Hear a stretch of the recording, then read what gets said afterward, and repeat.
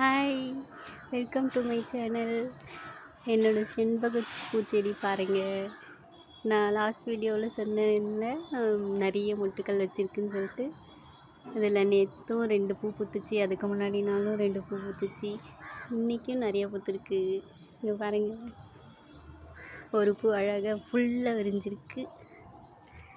நம்ம இந்த மாதிரி இருக்கும்போதே கட் பண்ணி எடுத்து வச்சுக்கணும். சூப்பராக இருக்குது, பயங்கர வாசனையாக இருக்குது.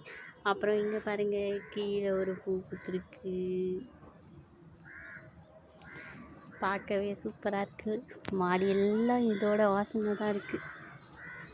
பாருங்க, இன்னும் பூக்கிற மாதிரி நிறைய பூக்கள் ஆரஞ்சு கலரில் வந்துருச்சு. டெய்லி எனக்கு பூக்கள் கிடைக்க போகுது. எனக்கு பிடிச்ச பூ எல்லாருக்கும் பிடிக்கும். வீட்டில் உங்கள் எல்லாருக்கும் பிடிக்குமா இந்த பூ? யாருக்கெல்லாம் பிடிச்சிருக்கோ இந்த பூச்செடியை ஈஸியாக வளர்க்கலாம்.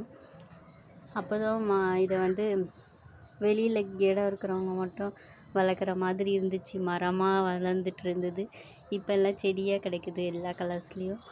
யாருக்கெல்லாம் பிடிக்குமோ இதை வாங்கி மாடியில் ஈஸியாக வளர்க்கலாம்.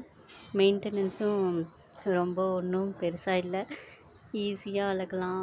வெயில் அதிகமாக தேவைப்படாது. ஒரு செமி ஷேடான பிளேஸில் வச்சா போதும்.